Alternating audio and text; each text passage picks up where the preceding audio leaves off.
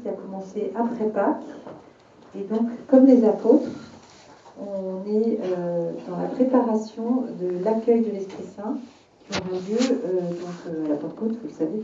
Et donc, on prépare pour avoir l'effusion de l'Esprit le samedi soir de la vigile de Pentecôte. Et de manière aussi à préparer la future soirée miséricorde et guérison pour qu'il y ait plein de frères qui viennent exercer les charismes avec nous. Amen. Amen.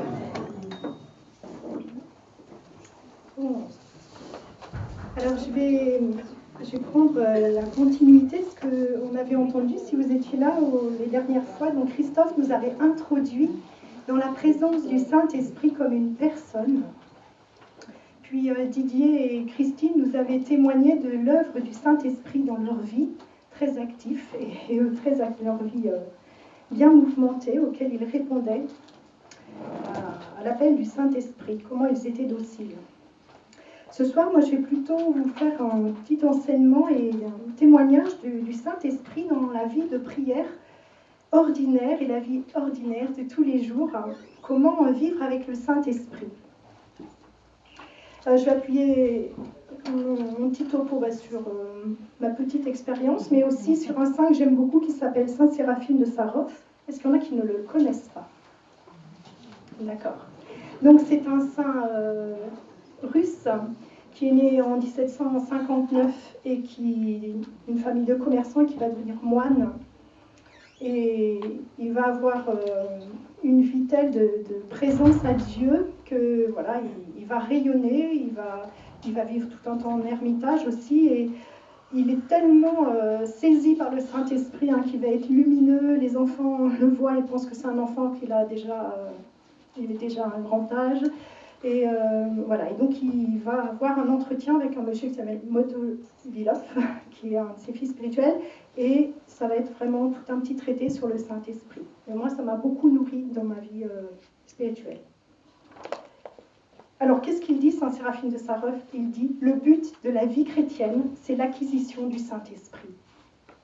Alors, on va revenir après sur sa définition, mais voilà, ça veut dire, est-ce qu'on a envie d'être inondé par l'amour de Dieu? C'est inondé, vous voyez, c'est pas juste je mets mon petit pied comme à la piscine pour voir si c'est chaud ou froid. C'est est-ce que j'ai envie de plonger vraiment dans le Seigneur? Parce que si on va vers l'effusion de l'Esprit, le Seigneur ne veut pas nous donner un petit peu, il veut nous donner en abondance. Donc c'est bien à la fois de voir nos désirs, peut-être de voir nos résistances aussi. Voilà. Est-ce que j'existe un peu? Est-ce que j'ai pas trop envie qu'il me dérange, le Saint-Esprit? Ils nous ont montré, Didier et Christine, l'autre jour, il dérange le Saint-Esprit. Voilà. Mais il nous remplit tellement d'amour. Moi, au début de ma conversion, j'avais 19-20 ans, et il y a quelques années, je priais surtout Jésus. Voilà, c'était la passion pour Jésus, pour la personne du Christ. Mais je n'avais pas de proximité particulière avec le Saint-Esprit, même si je savais qu'il était là et qu'il agissait. C'était plutôt une présence comme ça, un peu nébuleuse.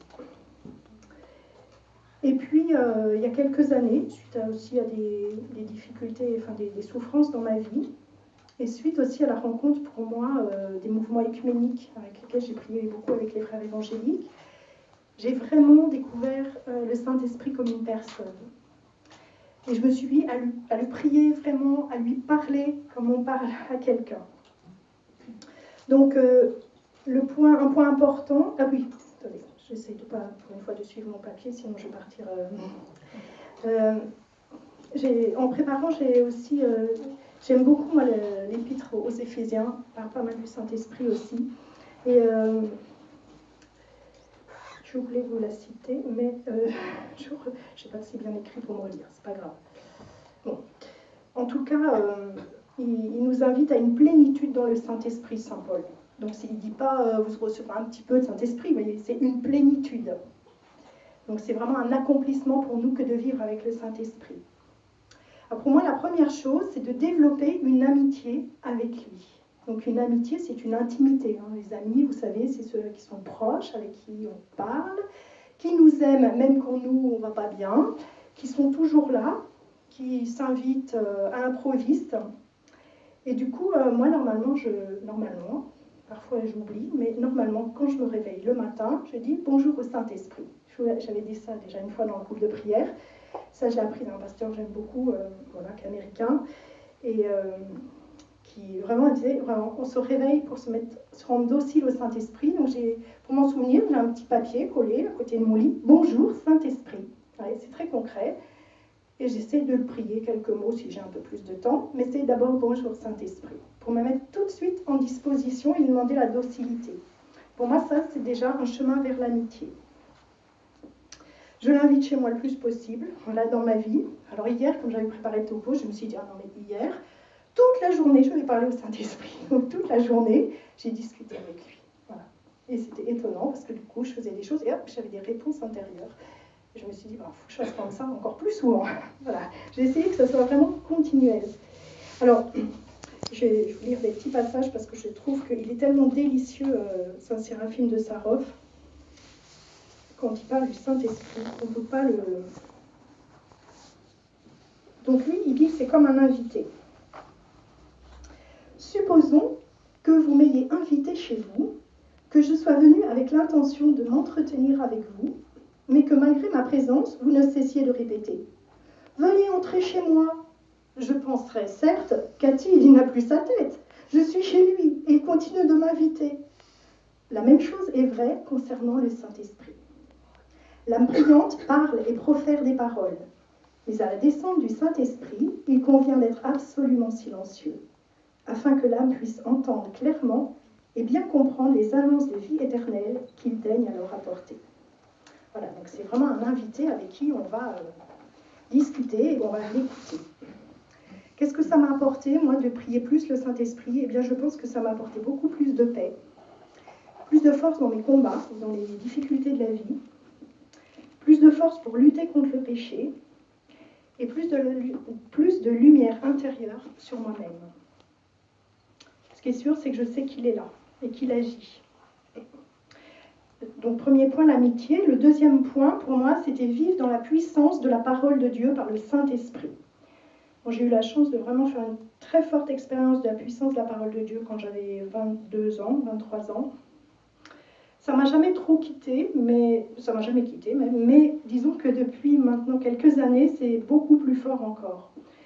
Donc, en fait, avec le Saint-Esprit, je lis la parole différemment. Elle m'habite vraiment, je me l'approprie, elle m'enseigne. Alors peut-être que vous le faites déjà et que vous ne savez pas, mais c'est le Saint-Esprit qui fait ça en vous. C'est l'Esprit Saint qui nous illumine et qui met dans notre cœur et notre intelligence ce que veut dire la parole, en fait. Sinon, on serait comme parfois dans l'Évangile, on les entend, mais ils ne comprennent pas. Donc en fait, le Saint-Esprit nous illumine de l'intérieur et en plus, il accomplit la parole. Ce matin, je repensais, je me disais, mais c'est incroyable parce qu'au début de la Genèse, l'Esprit planait sur les eaux et après Dieu parle et ça s'accomplit. Voyez. Donc le Saint-Esprit vient vraiment réaliser en Marie, le Saint-Esprit descend et le Christ prend chair en elle. La parole s'incarne. Ben pour nous, c'est pareil, hein. Donc, si je lis la parole, si je me l'approprie, si je me la répète, vous voyez, ce n'est pas un mantra, comme on fait en Orient, c'est une parole vivante. Donc, je vais la redire, et le Saint-Esprit va l'incarner en moi, va prendre chair. Donc, je sais, par exemple, si je dis, et j'allais dire, il y en a pour tous les états d'âme, alors dans la parole de Dieu, mais particulièrement, prions avec les psaumes. Tout à l'heure, c'est Christ.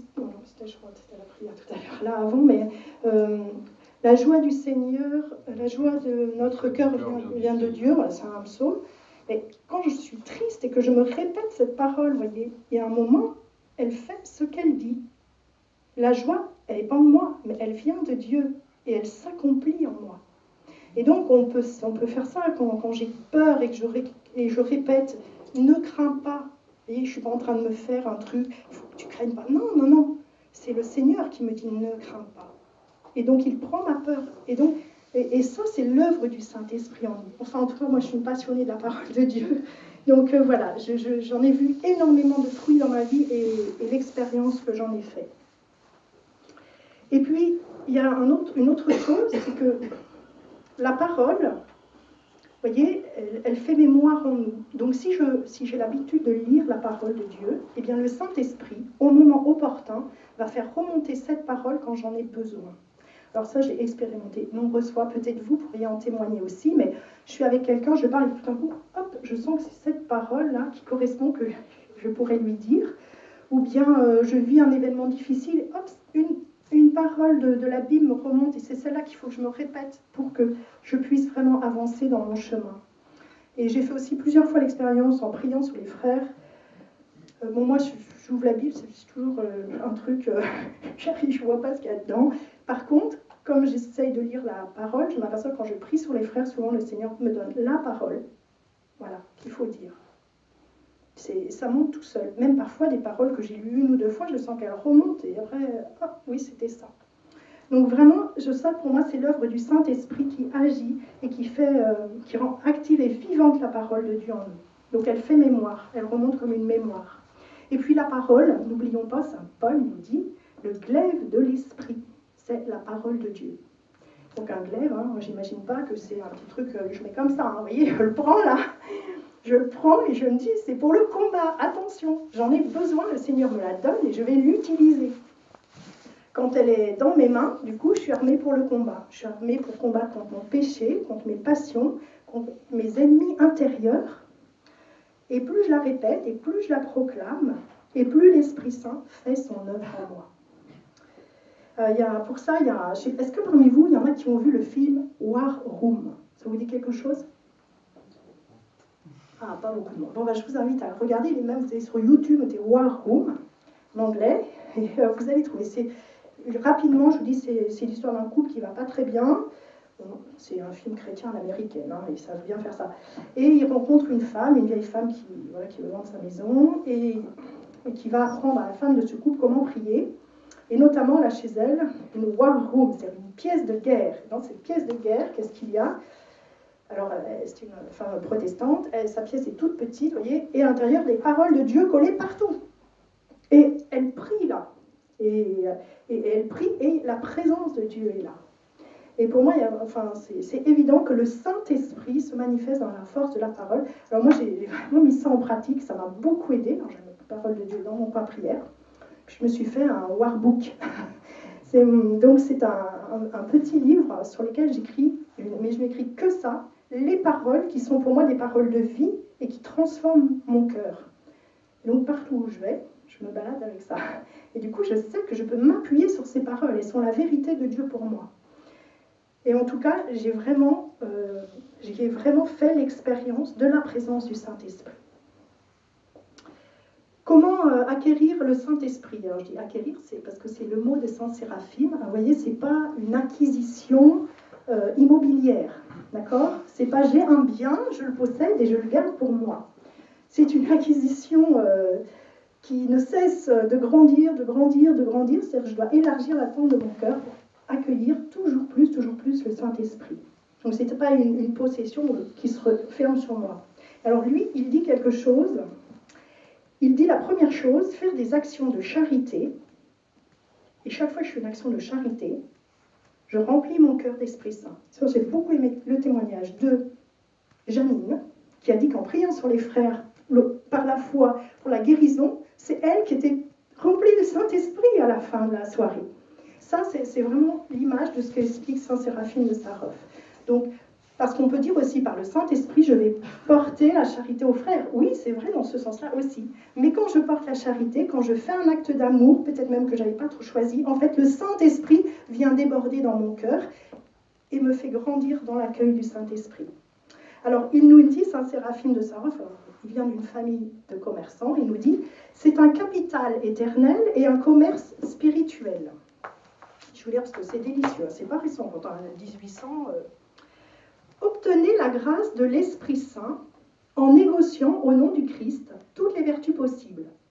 Faites-en spirituellement le commerce, négociez celle qui vous donne le plus de bénéfices.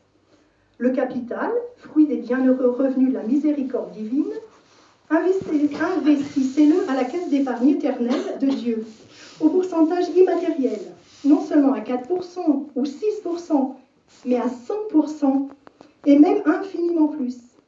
Par exemple, les prières et les veilles vous apportent-elles beaucoup de grâce? Veillez et priez. Le jeûne vous en apporte-t-il davantage? Jeûnez. La charité vous en apporte-t-elle encore plus? Faites la charité. Considérez ainsi chaque bonne action faite au nom du Christ. Comme dans le commerce, le but est de réaliser le plus de bénéfices possible. Ainsi, dans la vie chrétienne, le but doit être non seulement de prier et de faire le bien, mais d'obtenir le plus de grâce possible. Notre activité chrétienne ne doit pas consister uniquement à accumuler les bonnes actions, qui ne sont que des moyens pour arriver au but, mais à en tirer le plus grand profit, autrement dit à obtenir les dons surabondants de l'Esprit Saint. Bon, voilà, mes frères, on a du boulot, c'est cool, moi je trouve super, on n'aura jamais fini. C'est vraiment une œuvre pour toute notre vie. Donc au fond, acquérir le Saint-Esprit, c'est vivre dans la présence aussi de la Trinité. Parce que quand on accueille le Saint-Esprit, il y a Jésus qui est là, il y a le Père qui est là. Et c'est vrai que moi, plus j'ai prié le Saint-Esprit, et plus j'ai en fait eu le désir de connaître le Père. Pour moi, c'est plus dur de prier le Père, par exemple. Et bien, en tout cas, à travers le Saint-Esprit, j'ai pu plus prier en disant « Père, Abba, Père, Papa », comme ça. Sinon, ça ne me venait pas très naturellement. Alors, comment je peux... Quatrième point. Donc, premier point, c'était l'amitié. Deuxième point, vivre dans la puissance et la parole de Dieu. Troisième point, comment acquérir le Saint-Esprit. Quatrième point, comment je peux savoir si le Saint-Esprit est en moi. Bon, vous avez tous lu Galates 5, je pense. Donc, vous savez, la joie, la paix, tous les fruits. Donc, moi, j'ai essayé de m'appuyer sur quelques petites choses de Saint Séraphime de Sarov.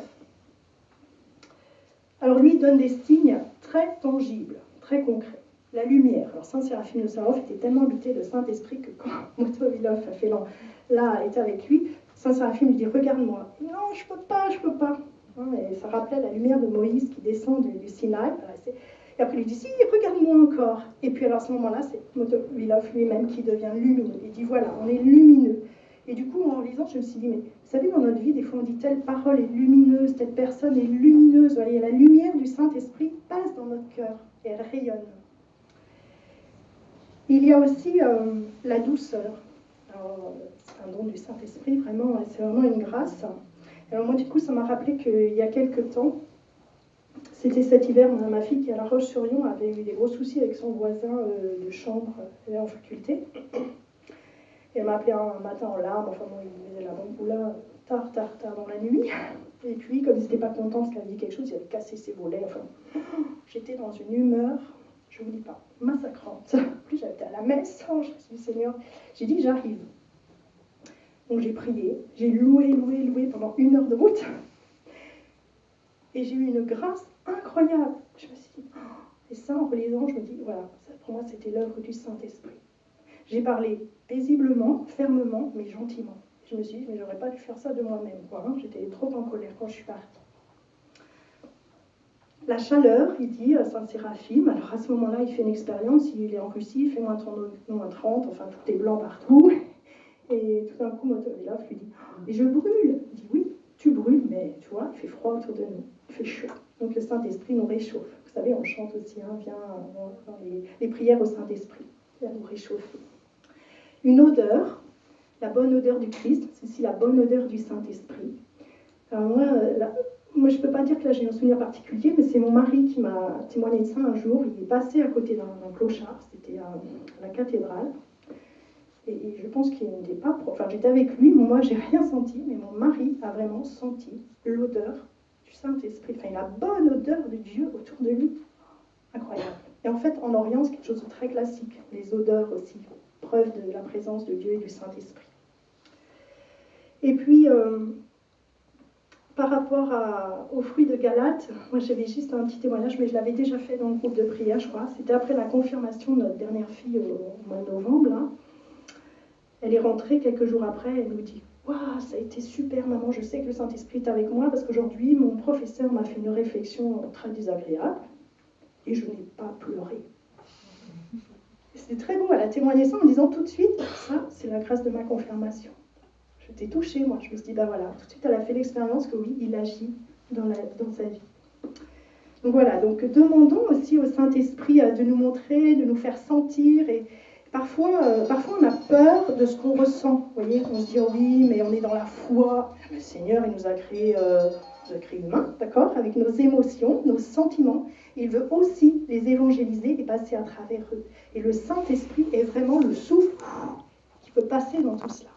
Il est là, il est vraiment une personne vivante qui nous touche et qui nous parle dans notre être. Et donc, pour finir, je veux juste vous lire 2 petites choses très courtes. Et après, on fera un petit exercice pratique. Un petit épée. Un petit épée.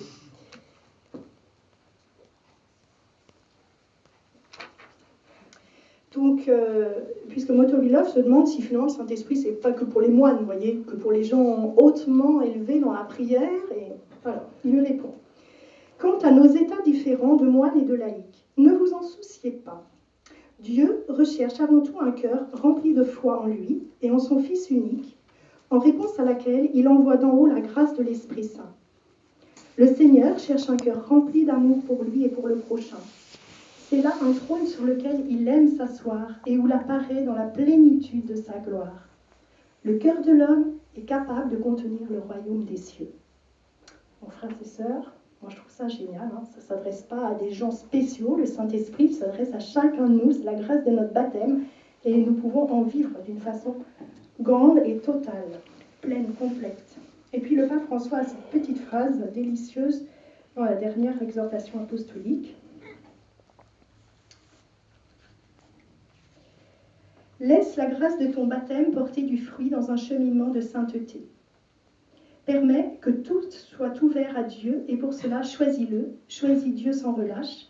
Ne te décourage pas parce que tu as la force de l'Esprit Saint pour que ce soit possible. Et la sainteté, au fond, c'est le fruit de l'Esprit Saint dans ta vie. Voilà. Amen. Amen. Donc, alors, frères et sœurs, on va pas s'arrêter là. Attendez, on va... Est-ce que parmi vous, il y en a qui ne prient jamais le Saint-Esprit? Gloire à Dieu.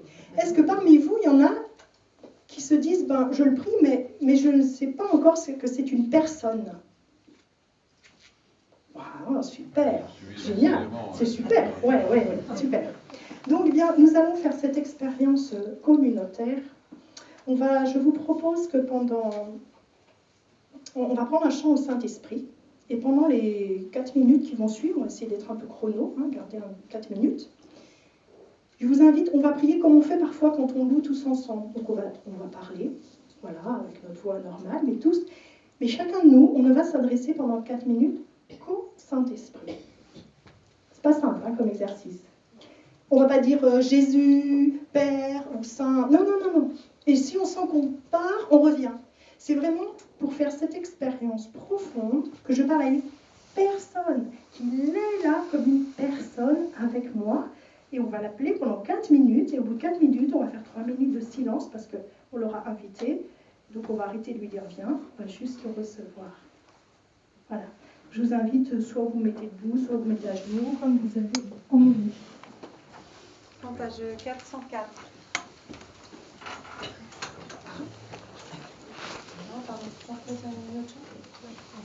Dans les suppléments, page 29. C'est pas tout le monde. Alors, page 404, pour ceux qui n'ont pas de supplément, ce sera plus simple. Alors, supplément ou 404. 404. Il n'y a pas assez de supplément.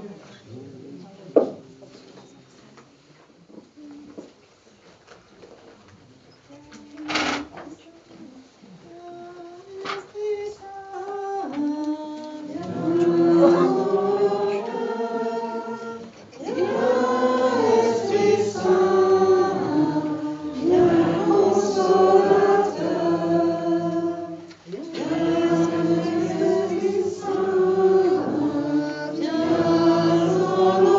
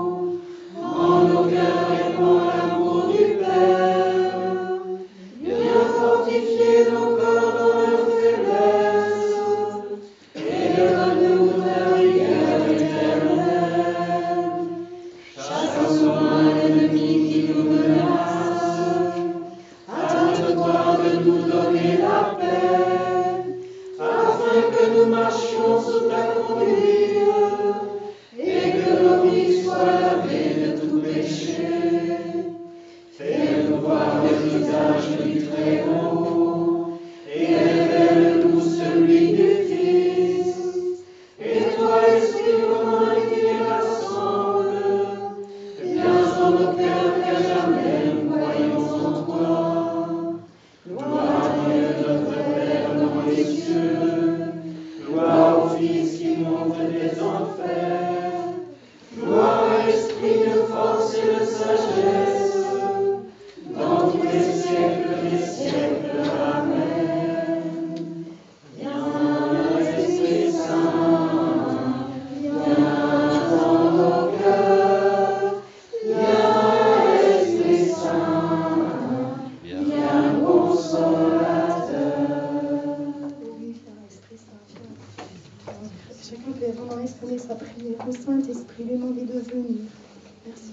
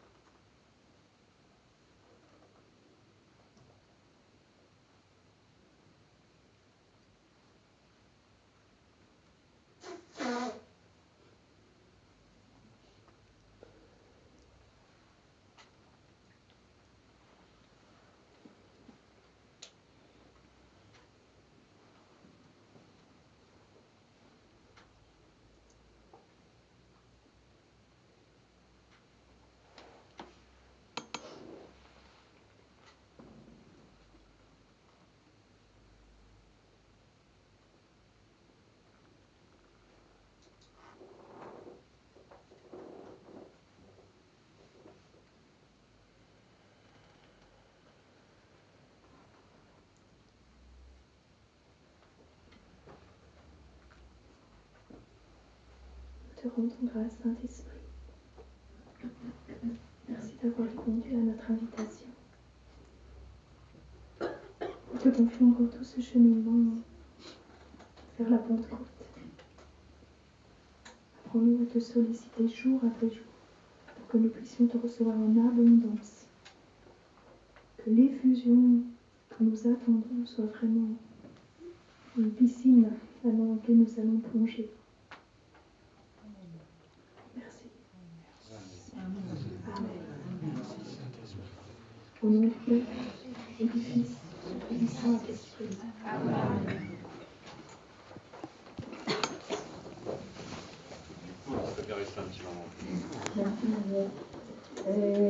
On serait très content d'accueillir les personnes qui sont là pour la première fois.